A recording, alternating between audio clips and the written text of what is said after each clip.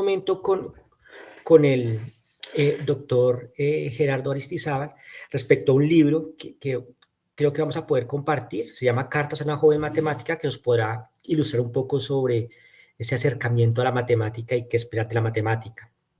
Y quiero dejar una frase ahí pequeñita en la que el autor resume muchas de sus ideas, y es: la matemática no es para espectadores. O sea, para hacer matemática hay que meterse ahí con profundidad.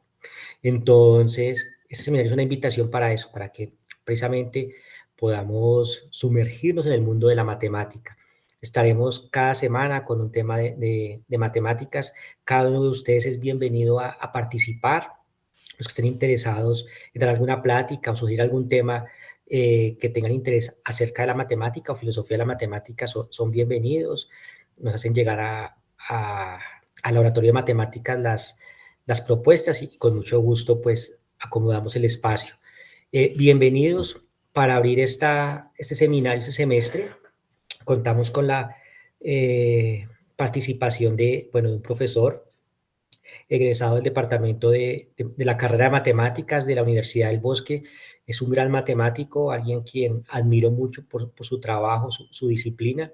Es alguien que ha tocado las distintas líneas de la matemática. Es alguien muy completo matemáticamente, es alguien muy completo que trabaja en varias líneas y que continúa trabajando. Entonces, le damos la bienvenida a Esteban Herrera, que nos va a hablar un poquito sobre matemática del siglo XX, que, como bien estamos mencionando, queremos mostrar los alcances de la matemática y a veces ciertas limitaciones que tiene la matemática, o ciertas dificultades que se han encontrado dentro de la misma. Entonces, bienvenidos. Este es el espacio de ustedes y espero que se sientan a gusto. Cualquier cosa, por favor, nos lo hacen saber. Y Esteban, muchísimas gracias por aceptar la invitación. Esteban, es la mejor forma de abrir el seminario, creo que no hay otra. Entonces, Esteban, muchas gracias.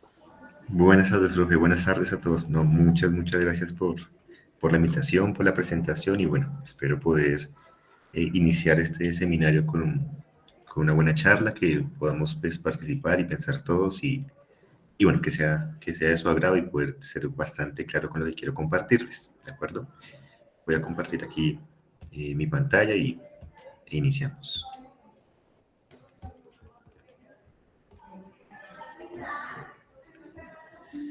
Listo. La charla de hoy, bueno, quise elegir ese título, y ¿es posible demostrar todo lo que es verdadero? Es una pregunta interesante porque, claro, uno se pregunta en principio qué es verdad y qué es no, qué es mentira. Esta mañana hablaba con un compañero, con un egresado de departamento, con Cristian Villamil, y discutíamos y hablábamos de qué se puede considerar verdad y qué no. ¿Qué considero yo que algo sea verdadero y qué considero algo que no es verdadero? Claro, hay diferentes posturas filosóficas en cuanto a la razón. La razón nos puede llevar a la verdad, o a veces la razón, por los diferentes factores del ambiente, el contexto, de los sentidos, nos pueden perturbar un poco y no ser conscientes de qué es real y qué no. Y queremos como aterrizar un poco ese tema de la verdad, qué es verdadero y qué no, en el contexto de la matemática, ¿sí? En el contexto de la matemática nosotros hablamos de sistemas axiomáticos y un conjunto de reglas o de leyes que nos permiten hacer ciertas cosas y nos cuiden de otras, y cómo a partir de esas leyes y esos axiomas podemos ir avanzando y demostrando propiedades, teoremas y cosas que en un principio, según lo que planteamos en un principio, es verdadero o es falso. Entonces, la charla va enfocada hacia eso. En matemática, cuando tenemos una verdad, o creemos que algo es cierto, o nos convencemos de que algo puede ser cierto, ¿será que siempre lo podremos demostrar?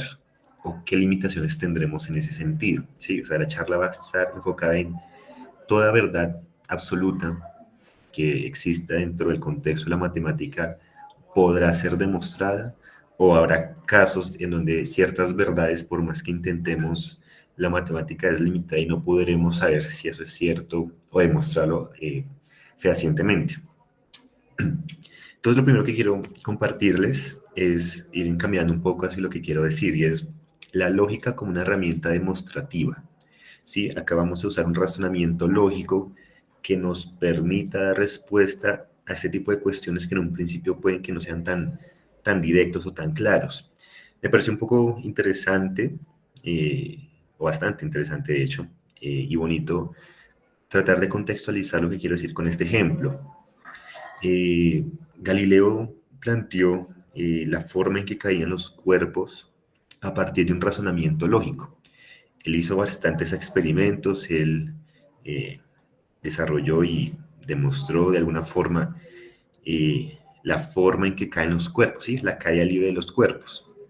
Entonces quiero explicar cómo la lógica sirve como una herramienta demostrativa con este ejemplo, ¿de acuerdo? Con la forma en que Galileo Galilei demostró la forma en que caen los cuerpos. Entonces quiero compartir ese razonamiento que él usó.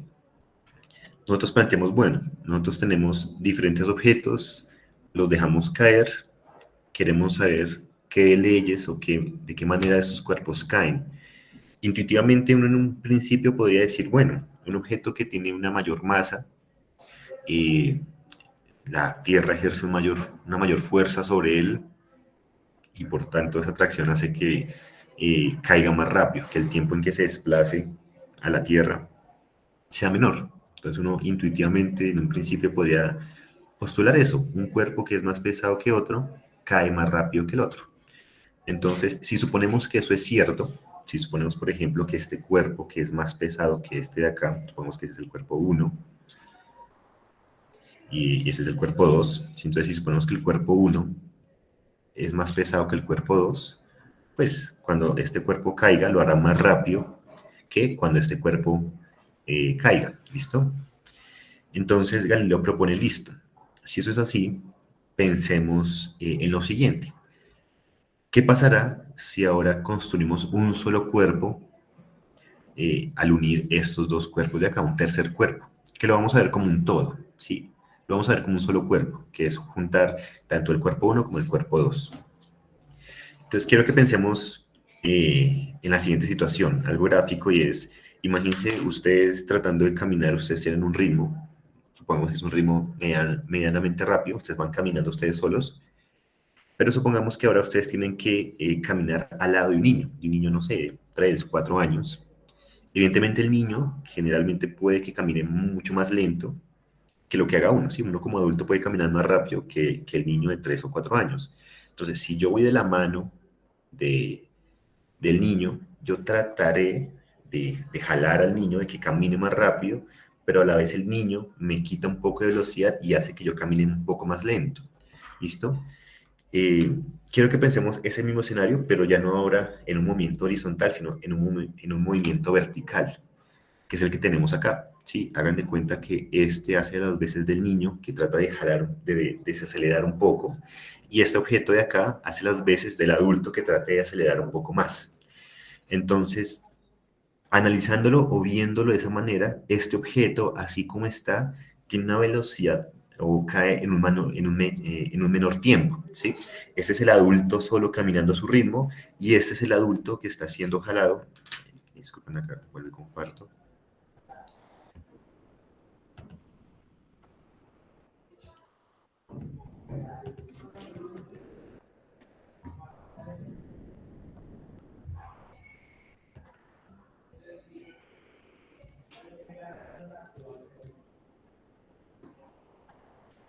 Listo. Y este es el cuerpo en donde está el adulto tratando de jalar más rápido y el niño que lo está desacelerando un poco. Entonces, visto de esa manera, se puede interpretar que en teoría este objeto va a caer más lento. ¿Estamos de acuerdo? O sea, este cuerpo 3 va a caer más lento que este cuerpo 1 porque tiene atado un cuerpo que lo desacelera. ¿Estamos de acuerdo? Entonces, por un lado, viéndolo de esa manera, este cuerpo cae más lento. Pero a su vez, si lo vemos como un todo, este cuerpo evidentemente es más pesado que el cuerpo 1. Si nuestra hipótesis es que los cuerpos caen según su peso, entonces este cuerpo, a ser más pesado que el cuerpo 1, a la vez va a caer más rápido.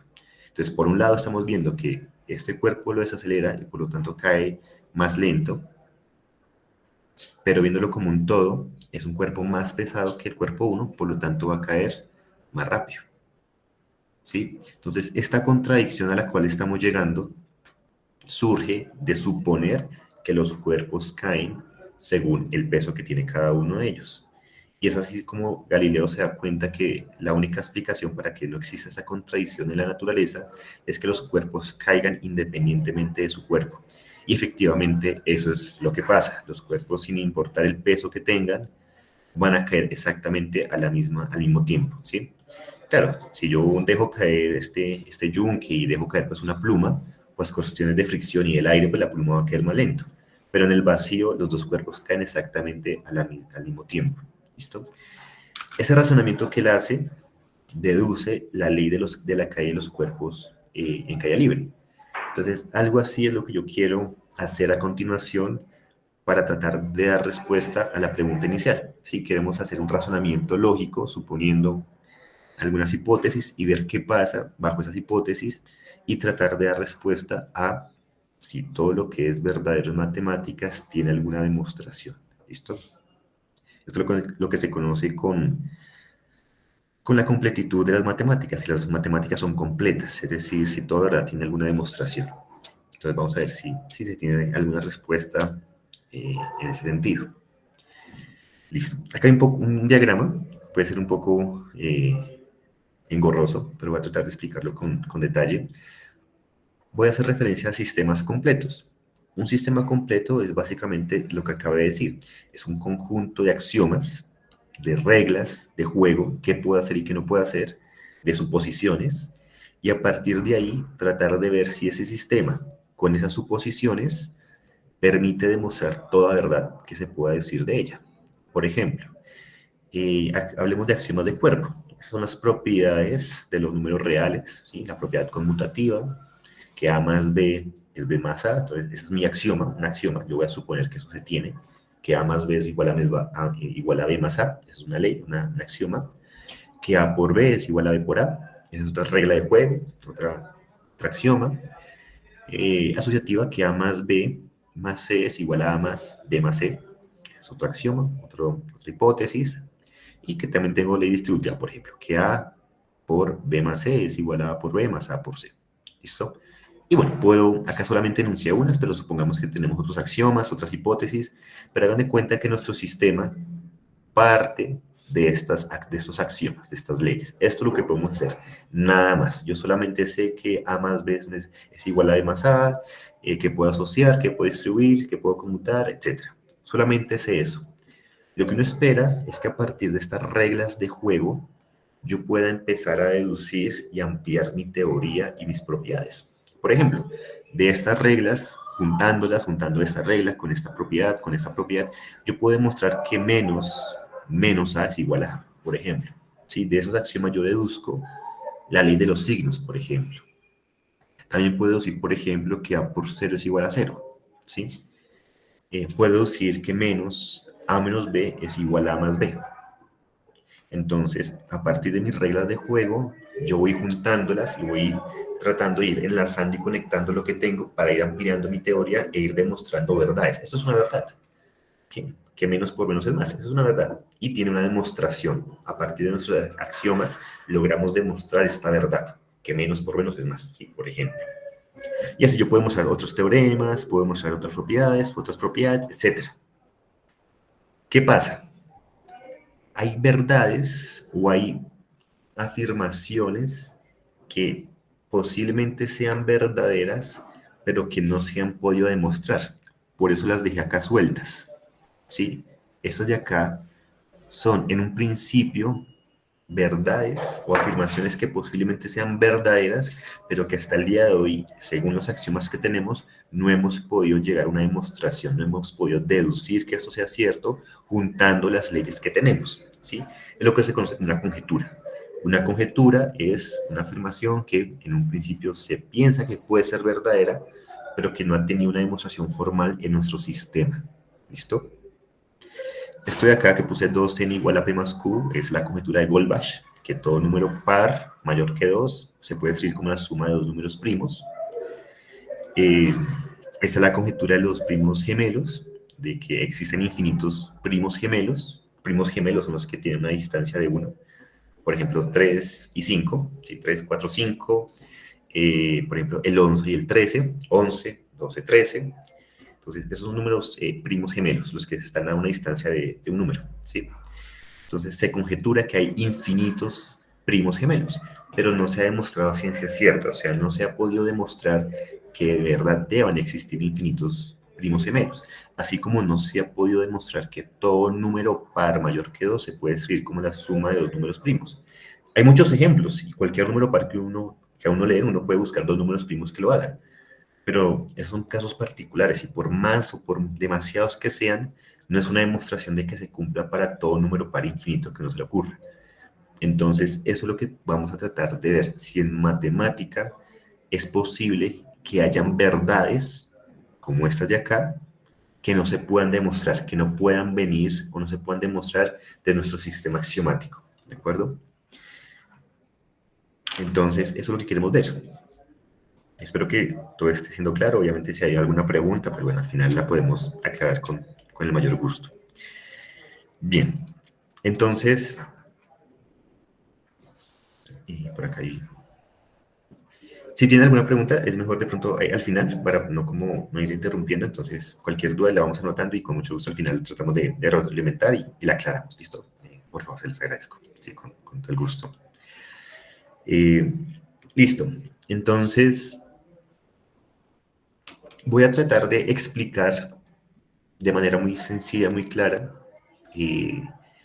cómo se pudo llegar a esa respuesta, ¿sí? Cómo se puede responder esa pregunta. ¿Hay verdades que no tienen demostración? Evidentemente, eso fue un trabajo que hizo Gödel en el siglo XX, que él fue un lógico bastante importante e influyente, y él dedujo y dio respuesta a esa pregunta. Y yo lo que procuraría hacer es explicar a ciencia básica cómo él fue el que pensó y cómo estructuró su pensamiento para dar respuesta a esa pregunta. Básicamente, ¿qué vamos a hacer? Consideremos que las matemáticas las podemos escribir en un lenguaje, evidentemente, ¿sí? Entonces, para eso usamos símbolos. El símbolo de multiplicación, el símbolo de división, el número 0, el número 1, variable X, un paréntesis, una coma, un igual, un desigual, los naturales, el para todo, el existe, el pertenece, el entonces, etc. ¿Sí? Entonces, todos esos símbolos con los cuales nosotros podemos expresar propiedades o hablar en un lenguaje matemático, los vamos a escribir en ciertas tarjetas. Entonces yo voy a suponer que en la primera tarjeta, la que número con el 1, escribo el signo por. Entonces la tarjeta número 1 es el por. La tarjeta número 2 es el signo división. La tarjeta número 3 es el número 0. La tarjeta número 4 es el número 1. La tarjeta número 5 es la variable X, y así puedo continuar, etc. La tarjeta número 20 tiene el paréntesis, etc. ¿Sí? Evidentemente, pues, hay infinitos números naturales, entonces puedo abarcar todos los símbolos que necesite para poder expresar un lenguaje matemático. Bien, consideremos los números naturales, ¿sí? Los axiomas de Peano, la construcción de los números naturales. O sea, consideremos que nuestro universo solamente por ahora son los números naturales, el 0, el 1, el 2, el 3, los de contar, ¿de acuerdo? Entonces, yo quisiera, por ejemplo, decir lo siguiente, no sé, que todo número natural multiplicado por 0 es igual a 0, ¿sí? Entonces, es lo que estoy diciendo, que si yo tengo un número natural cualquiera, entonces yo escribiría que para todo x que pertenece a los naturales, entonces x por 0 es igual a 0. Eso es una verdad, ¿estamos de acuerdo? Eso es una verdad dentro de las matemáticas, es una afirmación que es verdadera, ¿cierto? Que si yo tomo cualquier número natural y lo multiplico por 0, eso es 0. ¿Cómo yo puedo expresar esto? Pues, ¿qué tarjetas voy a usar? Pues voy a usar la tarjeta que tiene el símbolo para todo, que la tengo acá, entonces usaría la tarjeta número 30. Usaría la tarjeta que tiene la X, que la tengo acá, entonces usaría el número 5, la tarjeta 5. El pertenece, aquí lo tengo, sería la tarjeta 32. Acá tengo el símbolo de los naturales, entonces sería la tarjeta 24. El entonces sería el símbolo de la tarjeta 33. La X sería la tarjeta 5. El por, acá lo tengo, la tarjeta 1. El 0, acá lo tengo, la tarjeta 3. el igual, tarjeta 22, y nuevamente el 0, tarjeta 3. ¿Listo? ¿Y qué hago? Vamos a elevar números primos a cada uno de estos números. Entonces, necesitamos los números primos. Los números primos, los positivos, el 2, el 3, el 5, el 7, el 11, el 13, etcétera, ¿sí? Y los voy poniendo acá como base. El 2 a la 30, el 3 a la 5, el 5 a la 32, el 7 a la 24, el 11 a la 33, el 13 a la 5, etcétera, ¿sí? Con todos los primos que yo necesite los abarco acá. Y hago el producto de ellos. 2 a la 30, por 5, 3 a la 5, por 5 a la 32, por 7 a la 24, etcétera. Dos observaciones. Primero, obviamente este resultado va a ser un número enorme, claramente. Es decir, esto me va a dar un número que inclusive no lo pueda escribir a mano, sino que tengo que usar notación científica, bueno, qué sé yo. Pero bueno, me da un número enorme. ¿Por qué lo hago así?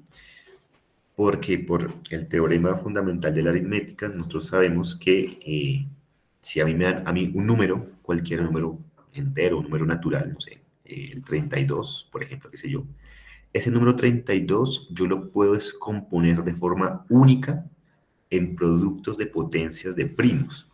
Entonces, eso es lo que estoy buscando acá. Estoy buscando una unicidad en los resultados que obtengo a partir de estos símbolos. ¿Por qué?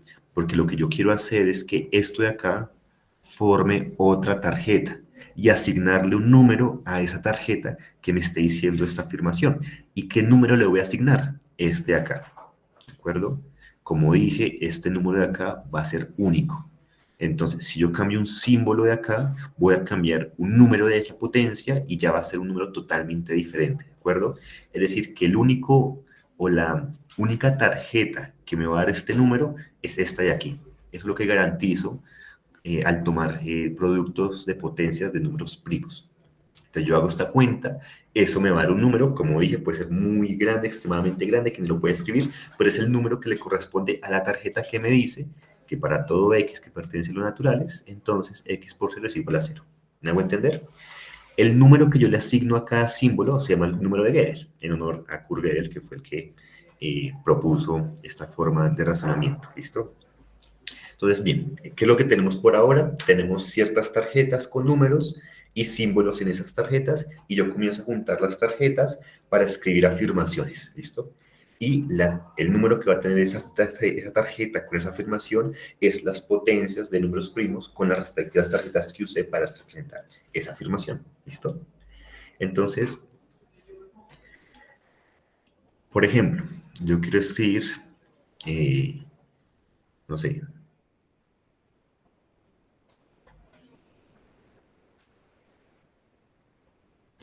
esta S que tengo acá hace referencia al siguiente número. Como estamos trabajando por ahora solamente con los números naturales, basta considerar el 0 y el 1. Con el 0 y el 1 yo puedo construir los demás números. Entonces, si quiero hacer el 2, escribo el sucesor de 1. Entonces, 2. Si quiero escribir el 3, escribo el sucesor de 2, que fue el sucesor de 1, y me da el 3. Entonces, esta S hace referencia al sucesor de alguno de esos dos números. Entonces, ¿qué me dice acá? Que el sucesor, voy a escribirlo acá más bien diferente, me conviene un poco mejor. Dice que el sucesor de cualquier número natural va a ser diferente de 0, es decir, que el 0 no es ningún número siguiente o sucesor a un número natural, ¿de acuerdo? Entonces, eso es un axioma, hace parte dentro de los axiomas de Peano. Es uno de los axiomas, una de las leyes que podemos considerar como acá, dentro de nuestro sistema, ¿sí? Como lo que vamos a asumir. Entonces vamos a asumir que el sucesor de cualquier número nunca va a ser el 0, ¿listo? Es decir, que el 0 va a ser nuestro primer elemento. Antes no va a haber nada. Entonces, dentro de los números naturales, el 0 va a ser el primer elemento. Entonces, esa va a ser mi tarjeta. ¿Qué número le vamos a asignar a esa tarjeta? Pues, ¿qué tarjeta usamos para construir esta afirmación? Entonces usé el paréntesis, el 20, en este caso puedo omitir el paréntesis, no hay ningún problema. Sí, solo lo voy a poner un poco más sencillo, el sucesor de X no puede ser 0.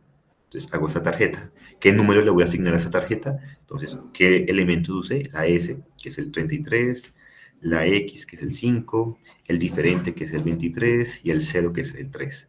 Y comienzo a elevar 2 a la 33, 3 a la 5, 5 a la 23, 7 a la 3. Hago esta cuenta y eso me da un número, nuevamente un número muy grande, pues es el número que me da o que le voy a asignar a esta tarjeta. Repito, hago esta cuenta con números primos para garantizar unicidad. Este número que me da acá va a ser el único número, o va a ser el número que voy a obtener únicamente con esta tarjeta. ¿Listo? Entonces, listo, ya tengo esa tarjeta que me dice que el sucesor de todo número nunca va a ser el 0. Bien, dentro de los naturales. Esto vale, este X es cualquier número natural, en particular el 1. Entonces lo que me estaría diciendo es que el 1 o el sucesor de 1, o más bien este X, como es cualquier número natural, lo puedo reemplazar más bien por el 0, ¿cierto? Entonces si yo reemplazo X por el 0, me queda que el sucesor de 0 es diferente de 0. Pero el sucesor de 0, ¿quién es? El 1. ¿Qué acabamos de hacer? Demostrar con este axioma que 1 es diferente de 0. Parece algo intuitivo, algo obvio, pero eso es lo que vamos haciendo poco a poco. Mi única hipótesis, o mi único axioma por ahora, es que el sucesor de todo número no puede ser 0. El 0 es cualquier número, y el sucesor de 0 es el 1, por lo tanto el 1 no puede ser 0. Sí, entonces, a partir de ese axioma, de suponer que el sucesor de un número no puede ser 0, y reemplazando este número por el 0, tengo que 1 es diferente de 0. Demostré formalmente por qué 1 es diferente de 0 dentro de mi sistema axiomático, ¿de acuerdo? Entonces, esta afirmación, nuevamente le puedo asignar un número. ¿Cómo? Pues hago exactamente lo mismo. ¿Qué tarjetas usé para representar esta afirmación? La S, entonces 33, el 0, que es el 3, el diferente, que es el 23, y nuevamente el 0, que es el 3. Elevo las potencias, y el número que me da acá va a ser el número que le asigna la tarjeta de esta verdad. 1 es diferente de 0. ¿Estamos de acuerdo? Entonces, eso es lo que se está haciendo por ahora. Tengo mi sistema axiomático en tarjetas con símbolos. Yo voy demostrando afirmaciones, demostrando verdades, y cada verdad la escribo en una tarjeta con su respectivo número que obtengo, calculándolo de esa manera. ¿De acuerdo? Espero que se esté entendiendo más o menos lo que estoy tratando de explicar. Claro, como estos números son tan grandes, pues yo puedo empezar a usar letras. Entonces, por ejemplo, yo quiero que todo este número lo voy a llamar A, todo este número tan grande lo voy a llamar B, etc. ¿Listo? Para de pronto ahorrarnos la notación. Entonces ya comienzo a usar letras. ¿Qué va a ser lo clave aquí? Lo clave aquí va a ser construir la siguiente tarjeta. Entonces la voy a escribir acá. A ver si lo tengo en la siguiente diapositiva. Es esta de acá. Voy a construir esta tarjeta. Esta tarjeta, voy a decir, no hay prueba para la afirmación con el número Gödel G. ¿Sí? Entonces, esa es mi afirmación. Así como acá yo estoy diciendo que 1 es diferente de 0, acá estoy diciendo que no hay una demostración, no hay una prueba para la afirmación con el número Gödel G. ¿Y qué va a ser lo importante? Que la tarjeta con el número G va a ser ella misma. ¿Listo? Y vamos a pensar aquí un momento. Y vamos a pensar qué pasa o qué estoy diciendo acá. Estoy diciendo que esta tarjeta la estoy enumerando con el número G, y es la tarjeta que me dice que no hay prueba para la afirmación con el número G. Entonces, si esta afirmación fuera cierta, va a pasar algo. Si es falsa, va a pasar otra cosa. Vamos a tratar de suponer ambos escenarios a ver qué es lo que va a pasar. ¿Listo? Entonces, si esta afirmación fuera falsa, ¿sí? Si suponemos que esta afirmación es falsa, o sea, el hecho de decir que no hay prueba para la afirmación de la tarjeta con el número G es falso, entonces estaríamos diciendo que sí hay una prueba para la tarjeta con el número G, ¿cierto? Entonces estoy diciendo, no hay prueba para la afirmación con el número G. Eso es falso. Es decir, que sí hay una prueba. Pero si sí hay una prueba para el número G, es que sí es cierto esto. Pero si es cierto esto, estoy llegando a la contradicción de suponer que eso es falso, ¿sí? Entonces, si yo supongo que esta afirmación es falsa, es decir, que el hecho de decir que no hay prueba es falso, es porque sí hay una prueba. Y si sí hay una prueba, es que esto es cierto.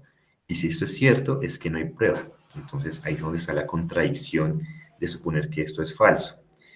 ¿Qué pasa cuando en un sistema axiomático se puede demostrar A y la negación de A al tiempo?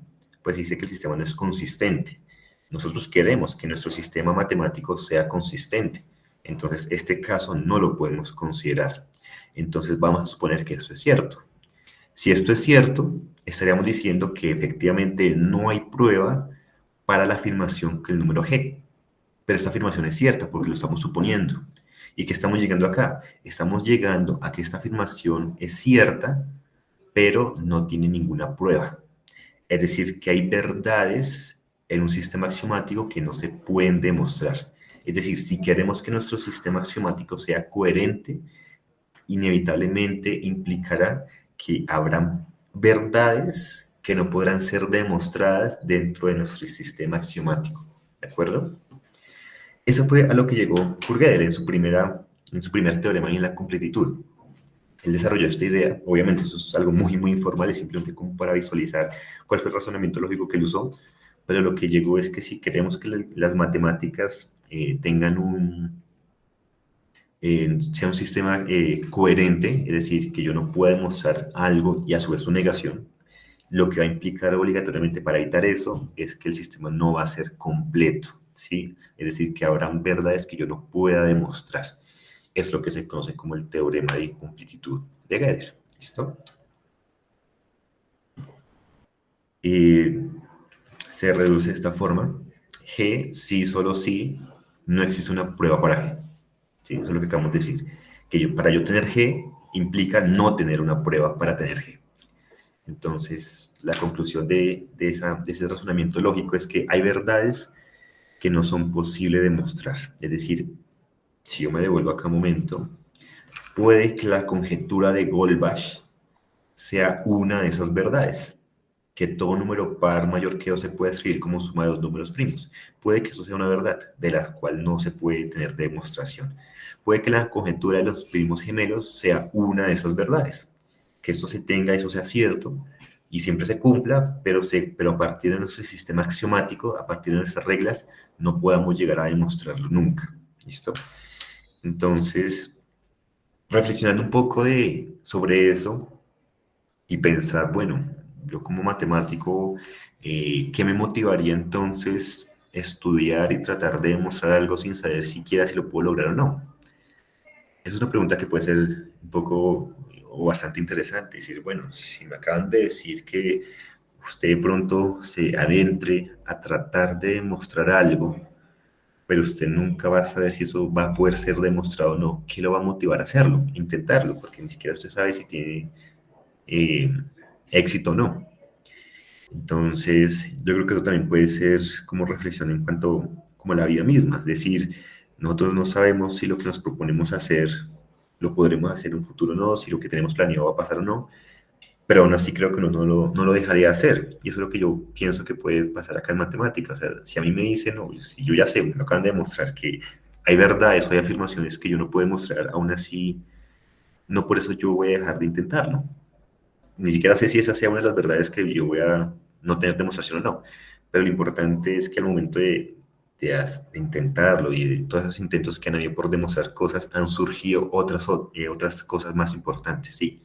A veces no es tan importante el resultado final, sino el proceso que se tuvo para llegar a ese resultado.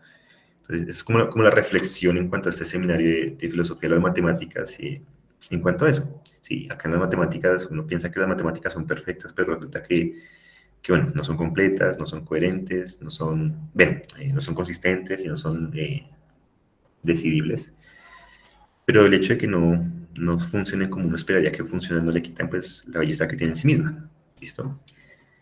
Eh, y pues básicamente era eso. Es una charla un poco corta pero concisa que puede motivar a las demás charlas enfocadas frente a eso. Si las matemáticas pues no son completas, habrán cosas que se cumplan, simplemente se cumplan y ya. Y no podremos demostrarlas, pero no implica que el intento de demostrarlas no nos conlleve algo más interesante y no nos permita descubrir como otras cosas más importantes. Y nada, eso era lo que les quería compartir el día de hoy. respondiendo a la pregunta, ¿es posible demostrar todo lo que es verdadero? Lastimosamente no, no es posible demostrar todo lo que es verdadero, ¿de acuerdo? Y nada, no sé si tengan alguna pregunta, alguna observación, algún comentario. Quedo atento a sus observaciones. Esteban, muchas gracias, muy bonita la plática, muy bonita, muy bien explicado. Es un teorema absolutamente profundo y usted lo hizo de una forma muy bonita y que fue muy entendible para todos nosotros. Muchas gracias, Esteban. Eh, Esteban, empezamos, damos espacio a las preguntas. Entonces, bueno, primero leo un comentario de Jeremy. Jeremy dice, excelente conferencia, felicitaciones para el profesor Esteban, muchas gracias. Dice ahí Saludos, Jeremy. doctor. Entonces, No le agradezco, doctor. Un saludo, muchas gracias. vale. Y tiene la palabra Ángel. Ángel Sabogal. Buenas tardes. Una muy buena presentación. Es que tenía la pregunta de pronto porque creo que en alguna parte lo escuché y no sé si fue más bien, o sea, es decir, parte de lo que entendí fue que además de que, pues del hecho de que haya cosas que no son demostrables, como que no estén dentro de un sistema en el cual el propio sistema lo pueda como solucionar, entre comillas, como afirmar algo de eso. Me llamaba la atención que tampoco haya como la posibilidad de saber si es como demostrarle, algo así como algo así como que no se pueda tampoco demostrar si es demostrable o no. Eso es algo que me llamó la atención. O sea, ya existe una demostración que demuestra que algo no es demostrable o no. Pues yo supongo. Claro, sí, eso hace referencia a si las matemáticas son decibles o no. Alan Turing también trabajó esa parte y es preguntarse, bueno, él se planteó, listo, yo ya sé que en las matemáticas hay verdades que no se pueden demostrar. Me gustaría saber cuáles sí se pueden demostrar. Es una pregunta muy natural y es como el siguiente paso, listo, yo ya sé que en las matemáticas habrán afirmaciones que sean ciertas, pero que yo no pueda demostrar. Yo quisiera saber cuáles sí se pueden demostrar, es decir, las matemáticas serán decidibles, yo puedo saber si las matemáticas o qué afirmaciones puedo demostrar y qué no. Entonces, Alan Turing estuvo trabajando respecto a eso, ya se dio cuenta que responder esa pregunta era equivalente a responder si existe un algoritmo que me diga si este algoritmo con esta entrada se va a detener en un proceso finito o no. Es decir, yo tengo un algoritmo, supongamos que los parámetros de ese algoritmo son solamente números naturales, el 1, el 2, el 3, etcétera. Y yo quiero ver si este algoritmo, al ingresarle un número, ese algoritmo procesa y se detiene en un tiempo finito o queda en bucle. Por ejemplo, que este algoritmo divida entre el número que yo elija. Si yo le pongo el 0, el algoritmo va a quedar en un bucle, ¿sí? Entonces, yo quiero saber si existe un algoritmo como superior en donde yo le ingrese este algoritmo y este parámetro y me diga, este algoritmo con este parámetro se detiene, o me diga, este algoritmo con este parámetro no se va a detener. Eh, y resulta que tampoco hay forma de la existencia de ese algoritmo, es decir, no es posible que exista un algoritmo que me diga si este algoritmo con este parámetro se va a detener o no. O sea que tampoco hay forma de saber cuáles afirmaciones o cuáles verdades se pueden demostrar o no. Entonces, ni modo, o sea, sabemos que hay verdades que no se pueden demostrar y tampoco sabemos cuáles son las que sí se pueden demostrar. Eso fue un trabajo que realizó Alan Turing con la máquina de Turing, igual el problema de visibilidad y el problema de la parada. Si un programa se detenía en una serie de pasos finitos. No sé si responde a la pregunta. Sí, señor, gracias. Pues de hecho me asombra un poco porque yo esperaría que manejara como sistemas diferentes, algo así como que, bueno, de pronto aquí me confundo, pero suena a que abarca algo muy general y pues eso lo hace como más increíble, ¿no? Porque yo esperaría que si de pronto algo no se pudiera arreglar, entre comillas, mediante geometría o mediante álgebra, que digamos que hay áreas que complementen a otras, pero pues que lo abarque de manera tan general, sin duda es algo como que asombra mucho. Es verdad, sí, tal cual, porque de hecho el razonamiento lógico no especifica claramente si estamos trabajando solamente desde la geometría o de hecho estamos trabajando desde los fundamentos de la matemática, desde los axiomas de Peano, cómo se construyen los números naturales, desde los axiomas de cuerpo, de cómo se construyen los números reales, a partir de las bases fundamentales de los sistemas numéricos, ya se llegan a esas, solo usando eso, ya con esas bases fundamentales y básicas, ya se llegan a esas conclusiones de que no, las matemáticas no son completas ni decidibles. Entonces sí es algo muy, muy importante. Y por eso yo traté de hacer mención del uso de la lógica como una herramienta demostrativa, porque la lógica es una herramienta fundamental en estos escenarios que nos permite demostrar ese tipo de cosas, ¿sí? Usando esos razonamientos lógicos.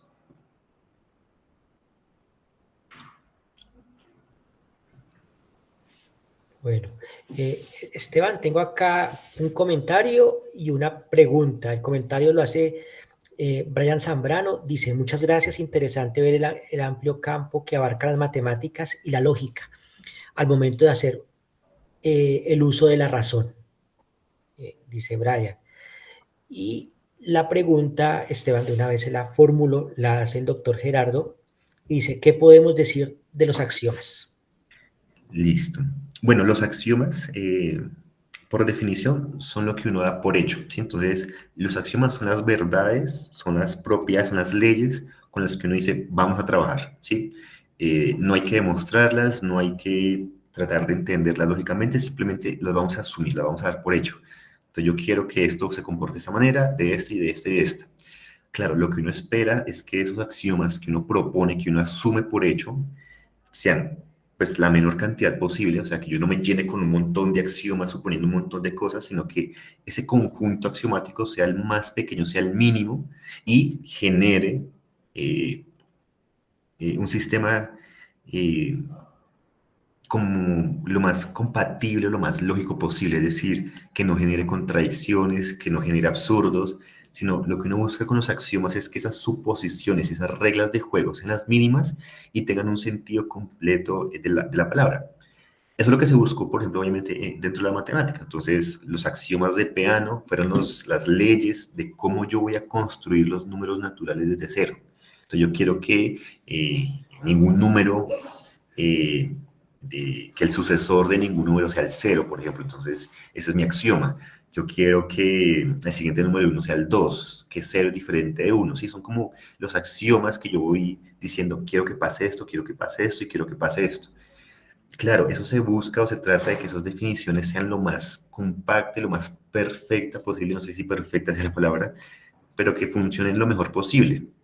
Pero aún así, por más que uno intente que no haya esa incoherencia o esa inconsistencia entre los axiomas, según lo que acabamos de demostrar, implica obligatoriamente que tiene que haber incompletitud. Es decir, por más que uno trate dentro de la matemática y tener un sistema axiomático completo, eh, no es posible tener esa completitud dentro de los axiomas. Y, y los axiomas pues son básicamente eso, son las leyes de juego que uno supone desde un principio para tratar de trabajar de la mejor manera posible. Y son lo que uno asume, lo que uno da por hecho, tratando de que sean lo más simple y coherentes posible.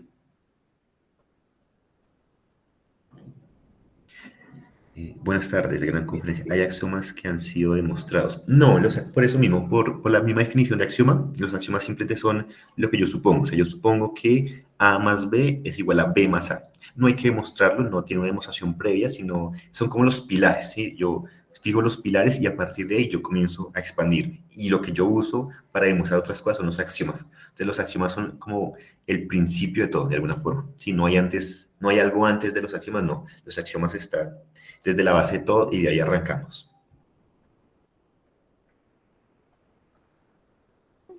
Bueno, bien. Aquí Esteban, bueno, hay otra pregunta.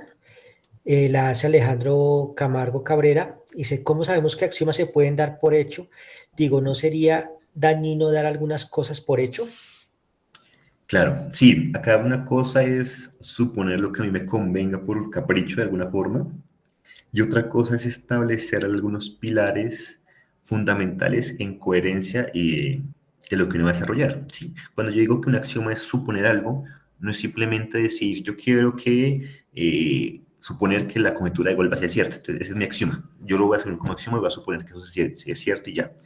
Claro, no es tan así, claro, no, esa libertad con la que uno asume las cosas es en base a la menor cantidad posible de suposiciones que uno haga y que tengan coherencia dentro del trabajo que uno hace. Esa es una muy buena pregunta, porque uno dice, bueno, sí, entonces, si es un axioma es suponer o asumir que algo es cierto, pues ¿por qué no asumimos que todo es cierto y ya? Claro, porque lo que uno trata de hacer es que esas suposiciones sean las mínimas y tengan un sentido lógico en sí misma, que me permitan a partir de ahí tratar eh, de construir mi teoría y que mi teoría sea consistente, ¿sí? Que no haya dificultades poco a poco. Eso fue como también una de las crisis de la matemática cuando se fundamentaron la teoría de conjuntos. Entonces estaba tratando de definir qué era un conjunto, porque entonces ahí llegaban a las contradicciones, bueno, el conjunto que se contenga en sí mismo y todo eso. Entonces, no, replanteemos, porque entonces esto está mal y bueno, ir mirando qué podemos suponer que tenga sentido, sea lo mínimo, para que se pueda establecer y completar un sistema matemático coherente, de alguna forma.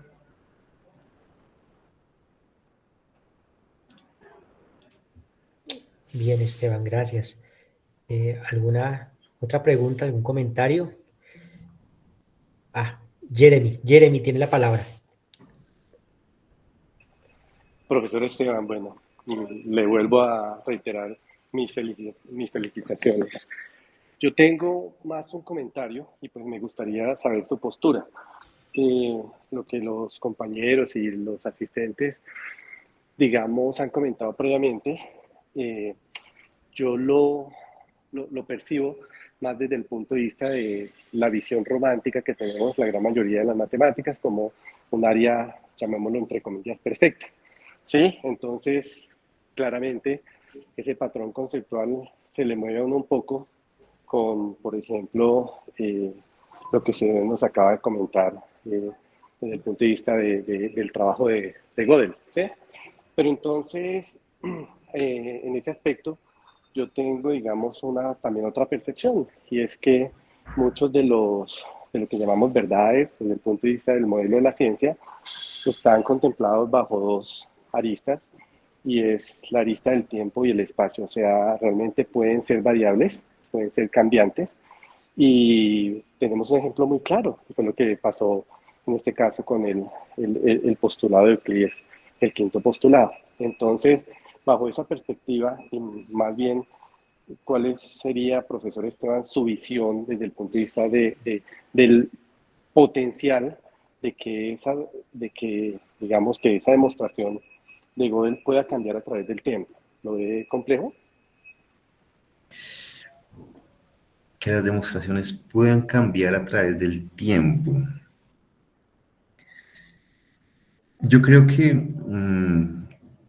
sí, hay que diferenciar, y eso es lo que hablábamos esta mañana con mi compañero Cristian, y es qué consideramos nosotros que es verdad. O sea, la definición de verdad, ¿cuál es? Dependiendo, porque yo puedo asumir que algo es verdadero a lo que se comporte o tenga coherencia con una realidad observable en mi entorno.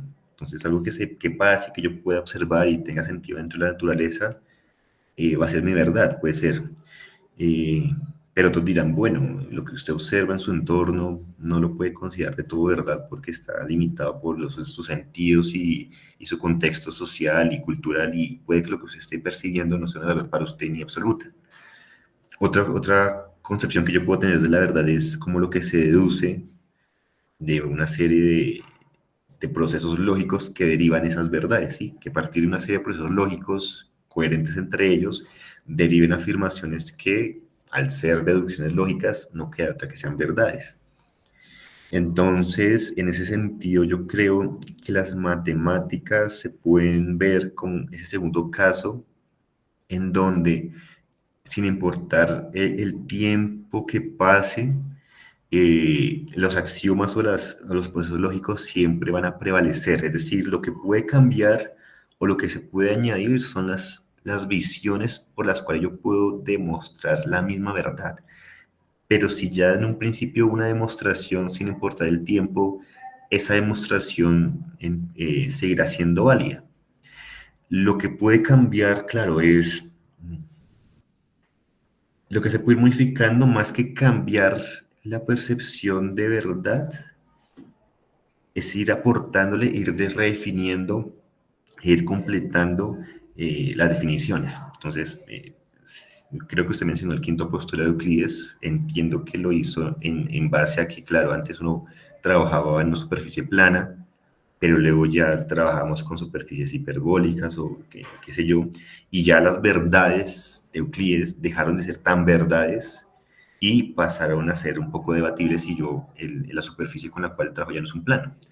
Pero entonces yo creo que más que dejar de ser una verdad es redefinir ese concepto de verdad y decir, bueno, esos postulados son verdaderos en el plano, pero no son verdades generales en cualquier superficie, sino es ir limitando, es como ir redefiniendo bien el concepto de verdad. Los postulados de Euclides no es que hayan dejado de ser mentira, solo que ahora hay que redefinirlas y contextualizarlas más. Yo creo que el paso del tiempo puede cambiar la verdad en ese sentido, que es irla aclarando, irla contextualizando más, como lo que pasó con Euclides. Entonces ya antes solo se trabajaba con el plano y se tenían verdades sobre el plano. Con el tiempo esas verdades sobre el plano se seguían manteniendo, pero hubo la necesidad de aclarar que eran solamente sobre el plano. Entonces es como ir abarcando, claro, uno va teniendo una visión más general y ya las verdades que uno considera es irlas como redefiniendo en base a esos nuevos contextos que van surgiendo. No sé si la pregunta iba enfocada hacia eso o me fui por otro camino que no tiene nada que ver y me disculpo si fue así. No, no, no, muchas gracias, perfecto. Creo que se puede definir como eh, las verdades relativas. Total, Gracias. sí, sí, como ir definiendo. No, a usted, doctor, muchas gracias por su aporte, muy valioso como siempre. Bueno, aquí tenemos, Cristian nos comparte un link en el que afirma que hay información sobre los axiomas. Cristian, muchas gracias. Ahí está en el chat para que los que quieran profundizar acerca de los axiomas, bueno, pueden hacerlo a través del link. Hay una pregunta de Jaime Esteban Montenegro y bueno, es un comentario y luego una pregunta. Dice, excelente charla Esteban, yo tengo una pregunta y es, ¿crees que sea posible generalizar el teorema de incompletitud de Gödel a otros sistemas formales que no sean aritméticos? Y da, por ejemplo, la teoría de conjuntos o la teoría de categorías. Yo creería que sí, yo creería que es posible eh, tratar de ampliar este resultado, no solamente enfocándose en aritmética, en los axiomas de Peano, sino tratar de generalizarlo un poco, y yo creo que sí, sí sería posible. Bueno, obviamente no sé si se tenga el mismo resultado o no, pero sí sería un trabajo muy interesante poder ampliarlo a esos nuevos sistemas axiomáticos, no solo aritmética, sino ya hablar, tratar de analizar como cada rama de la matemática y estudiarla por cuenta propia. Pues yo creo que sí, yo creo que sí es posible tratar de hacerlo. Igual lo que buscó ver en un principio era buscar como un caso particular, ¿no? Como ver si todo se cumplía y negarlo, demostrando que existe uno que no. Entonces ya sabemos que con la aritmética no se tiene, en general, en general todas las matemáticas pues, no se va a tener. Pero sí sería interesante como especificar un poco en cada rama de ellas, a ver qué se puede hablar y qué limitaciones tendría cada una. Sería interesante. Yo creo que sí sería posible. No se me ocurre en este momento qué comentarios podría tener, pero es una pregunta muy interesante. Sería un trabajo muy bonito. Vale, Esteban, gracias. Y creo que es un comentario de Jaume Suárez y creo que respecto a lo anterior, a la pregunta respecto a las verdades, cómo van cambiando, bueno, o cómo podrían cambiar los axiomas con el tiempo y es algo parecido fue la ecuación de la gravedad, hace referencia a Jaume. Claro, entiendo. Igual ese tema también hace parte de la experimentación de lo que el hombre puede ver por sus sentidos. Entonces, claro, el hombre solo veía el sol alrededor de la Tierra y decía que la Tierra era su centro, era el centro del universo y era su verdad absoluta hasta que fue logrando ver más allá. Entonces, claro, ese tipo de situaciones, la verdad está limitada por la percepción que uno puede tener. Pero tal cual, sí, tal cual. Entonces ya deja de ser una verdad, ya se puede, en ese caso me puede pasar de que ya no es una verdad, sino que se modifica, se corrige, y en otros casos simplemente se contextualiza un poco más. Entonces dicen, bueno, lo que se tiene en un principio de la mecánica clásica, entonces es cierto bajo ciertas situaciones, pero luego ya viene la cuántica y ya puede modificarse un poco mejor, y bueno, se va como aclarando más esa verdad en qué contexto está, si es una verdad en estos escenarios, y ya no es una verdad absoluta general, como decía el doctor, sino la verdad es en ciertas situaciones y relativas.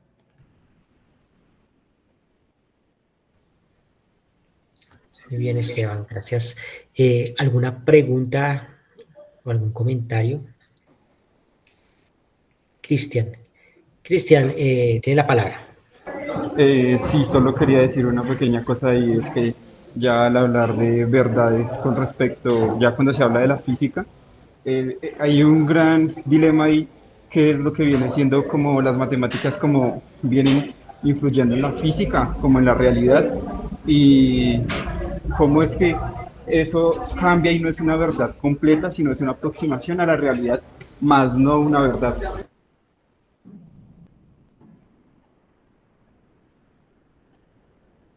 Sí, totalmente de acuerdo. Entonces, sí, el tema de la física es que tal cual como dije, es limitada como por nuestros sensaciones, con nuestros sentidos, y de acuerdo con Cristian, no se puede hablar de verdades absolutas, sino tiene sus limitaciones, sí, totalmente de acuerdo.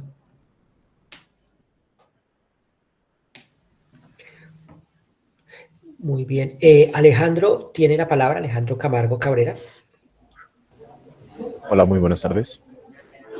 Buenas tardes. Bueno, Buenas tardes. esto que pues voy a decir, lo que voy a preguntar, va muy ligado con lo que dijo Cristian, que casi que me robó las palabras de la boca, pero es que sí es cierto que nosotros cuando utilizamos la matemática para entender sistemas tan complejos en la física, como por ejemplo lo que es la cuántica, las ecuaciones dentro de la cuántica son extremadamente largas. Sí, así que yo quisiera saber si es posible pensar sobre una herramienta alternativa a lo que es la matemática para entender sistemas tan complejos como la vida, o bueno, como la vida, como la existencia, y quisiera saber si, o sea, si es pertinente pensar por eso, porque en esencia la matemática tiene que ver mucho con el pensamiento, con el razonamiento humano y cómo éste entiende su ambiente, pero eso tiene unas limitaciones biológicas, cosas que no podemos ver, etcétera, sí, cosas por el estilo. Así que quería saber si es pertinente hablar sobre una herramienta diferente a las matemáticas para entender al mundo. Porque sí, acá se habla que la lógica es una herramienta demostrativa, pero es desde un punto de vista humano. Y si uno se pone a ver lo que es el universo, lo que es la existencia, nosotros somos algo muy pequeño. Así que intentar describir al mundo, describir al universo entre las matemáticas, no solo es difícil, sino que tiende a lo bueno, no sabría, no me gusta decir las palabras imposibles porque puede ser muy complicado, pero imposible no puede ser. Pero tal vez podría ser, tal vez podríamos pensar en una herramienta diferente a las matemáticas para poder entender el mundo. Claro, entiendo la pregunta. No sé, la verdad, no sé si se pueda pensar en otra herramienta, no se me ocurre qué forma tendría, cómo podría ser, porque yo siento igual que las matemáticas han sido esa respuesta o esa conclusión lógica de esa misma pregunta, de cómo podemos nosotros como humanos explicar lo que estamos viendo a nuestro alrededor.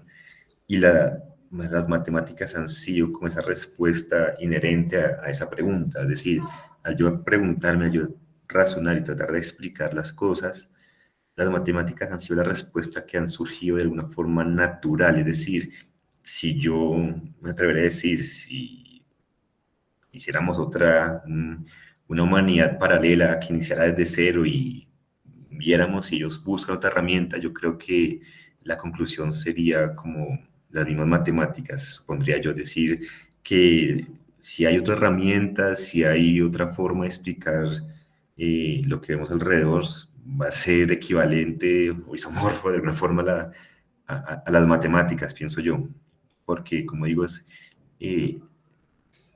tal cual como usted dice, es algo muy limitante, evidentemente nosotros como especie tratar de explicar el universo, que es algo tan complejo, pero esas mismas limitaciones humanas se evidencian en las limitaciones de la matemática, tal cual como acabamos de ver, que no son completas, no son decibles, y es como una respuesta natural que surge de esa misma pregunta, de qué herramienta podemos crear para tratar de explicar lo que tenemos alrededor. Mi postura, lo que yo pensaría sería que si cogiéramos una humanidad paralela que empezara desde cero y le dijéramos, trate de explicar lo que usted ve de alguna forma, siento que naturalmente volveríamos a un sistema análogo o isomorfo al que tenemos como matemática hoy en día. Es mi postura, pienso yo, no sé. Claro, se pueden ver desde diferentes puntos de vista. Es decir, yo entiendo que, claro, uno puede analizar y explicar el comportamiento o explicar lo que pasa alrededor de diferentes puntos de vista, pero tratar de hacerlo de forma tan rigurosa y formal, lo podemos hacer siempre desde las matemáticas. Las matemáticas, aparte de una forma de pensar, tal cual como hemos visto, es también el lenguaje de las ciencias, de lo que cada ciencia trata de estudiar su campo, pero la forma en que hablan las ciencias es a través de las matemáticas. Siento que es mi postura lo que se me ocurre en ese momento. Yo siento que volverían a aparecer de algún otro modo, o sea, de alguna forma buscando otra herramienta. Siento que volveríamos a lo mismo o algo análogo a las matemáticas. Tal cual yo sentiría eso, o sea, que las matemáticas es una respuesta inevitable y natural que surge de preguntarse qué podemos hacer, qué podemos explicar. Es mi postura, es lo que siento yo. No sé si alguien de pronto siente lo mismo, tiene alguna otra postura, sería fabuloso. Si me la puede compartir o no la puede compartir. Y bueno, no sé si respondí la pregunta, si es claro, si... No, sí, sí, es una respuesta muy interesante. O sea, es como hablar de que siempre que, así como escribir, siempre que haya conocimientos, siempre que haya pensamiento, siempre que haya análisis, va a tomar a aparecer matemáticas. Tal vez no por el nombre léxico de las matemáticas, pero algo por el estilo, como esa configuración de pensamiento. Igual. Pero algo a lo que yo me refería es que, por ejemplo, en el tema de la evolución, los organismos vivos pues tienden a una mayor complejidad. Esto también tiene que ver con las capacidades neuronales, sensoriales, así que eventualmente, o sea, estamos hablando como especulando, ¿no? Así como cuando hablamos de sumatorias infinitas que convergen en un punto, estamos, pues, no sé, suponiendo, podría existir algún organismo que pudiera extender las matemáticas más allá de lo que hacen los seres humanos, porque si nos ponemos a hablar desde un tema, desde un punto de vista meramente evolutivo, pues no existe tal cosa como la cúspide, pero siempre va a existir algún organismo más complejo que el otro. Así que cree que las matemáticas podrían existir más allá de los humanos y cómo se vería. Bueno, creo que ya es mi última pregunta. Sí, yo creo que sí. Yo creo que... alguien iba... Sí, yo creo que sí, que las matemáticas, no sé si hay otra especie más avanzada o algo así, lo que tendría serían unas matemáticas más avanzadas, pero que en el fondo lo único que cambiaría de pronto sería el lenguaje y los símbolos y que usan, pero en el fondo el sistema axiomático del comportamiento sería muy análogo, que claro, según la complejidad y la capacidad que tenga esa especie, pues podrá hacerlas más completas y más avanzadas, pero en el fondo yo siento que sería una extensión más de las matemáticas que tenemos desarrolladas hasta el momento, que dependiendo de la complejidad de la persona que lo desarrolle, pues podrá avanzar más o menos, pero es como ver la historia de la humanidad. En un principio las matemáticas se limitaban simplemente a hacer cuentas, a tratar de contar, de distribuir terreno, de los impuestos, pero conforme la humanidad fue avanzando, su pensamiento, las matemáticas fueron avanzando acorde a ese pensamiento. Y así podrá seguir avanzando, sin límites, creo yo. Profesor Esteban, ¿puedo hacer un aporte? Por favor. Sí, respecto a la pregunta y el comentario de Alejandro Camargo, yo le recomendaría dos libros que realmente intentan responder en un momento histórico esa pregunta. Son dos premios Nobel, uno de ellos es Erwin Schrödinger y escribe un libro que se llama ¿Qué es la vida? Desde el punto de vista de la física. ¿Sí?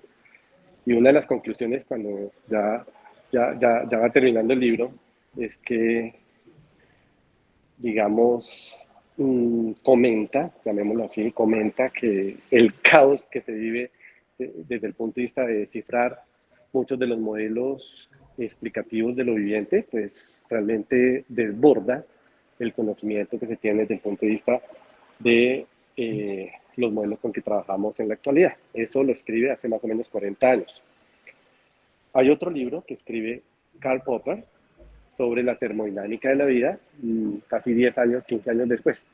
Entonces, más o menos tienen la misma percepción, aduciendo y pues tratando de proponer algunos modelos matemáticos para explicar lo biológico, pero pues la biomatemática realmente todavía está en desarrollo, pues como usted lo sabe, profesor Esteban, es un trabajo que estamos incluso creando dentro de la universidad y dentro del departamento. Entonces, pues recomendaría esos 2 libros para complementar lo que acaba de comentar usted. Muchas gracias, doctor, de verdad, mil gracias. Esteban, muchas gracias. Bueno, respecto a un comentario, en el libro que sugerimos al inicio de la clase, del que quizá hablamos con Esteban en algún momento, el de Cartas a una joven matemática, en las que Ian Stewart, que es un matemático top, da recomendaciones a alguien que comienza a estudiar matemáticas, sobre qué es la matemática, cómo hacerlo, cómo investigar en matemática. Luego se supone que esa persona pasa a un posgrado, entonces, qué líneas hay, si hay realmente alguna diferencia entre matemática aplicada y matemática pura. Y luego se supone que esa persona hace un doctorado, entonces cómo investigar en matemática, cómo llegan las ideas en matemáticas, y luego esa persona se supone que es profesora de matemáticas, entonces cómo enseñar matemáticas, qué enseñar y qué no enseñar. En algún momento aparece la pregunta si quizá hubiese vida en otro planeta, si vida inteligente, esa otra población tendría matemáticas y sería la misma matemática que nosotros o tendría una matemática diferente. Entonces está súper recomendado, ahí en el libro él habla y él da su postura. Y bueno, y nuevamente decir que Ian Stewart como matemático es genial, pero decidió trabajar en divulgación matemática, lo cual agradecemos todos porque nos ha permitido aterrizar la matemática. Entonces, es una pregunta interesante, si en otro mundo hay vida inteligente, ¿la matemática será la misma que la de nosotros o será otro tipo de matemática? Bien, entonces, muy recomendado el libro. Bueno, ¿hay alguna otra pregunta para el profesor Esteban? ¿Algún otro comentario?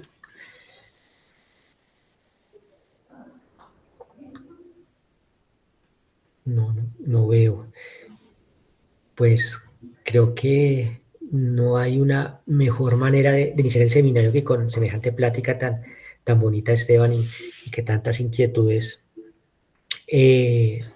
creo en muchos, tantas maneras de ver la matemática y tantas aproximaciones. Y nuevamente, cuando aparece Richard Curran con su libro, que es la matemática, 600 hojas y no una respuesta definitiva, entonces nosotros tratar de acercarnos es un poco difícil, pero lo intentaremos y conocer las posturas de cada uno es bien bonito. Hay una pregunta más, Esteban, no alcancé a ver de quién, pero bueno, tiene la palabra.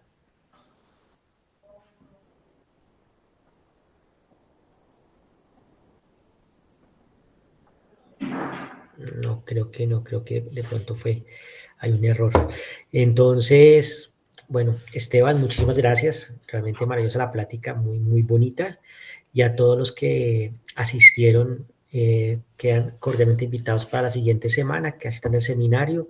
Cualquier propuesta sobre plática o temática, por favor nos la hacen llegar al laboratorio de matemáticas y claro que sí, sobre eso abordaremos. Estamos muy contentos de iniciar, muy contentos de contar con la participación de ustedes y bueno, y nuevamente Esteban, gracias por la práctica, muy bonita y bueno, es la mejor manera de empezar, creo que no había una mejor manera de hacerlo.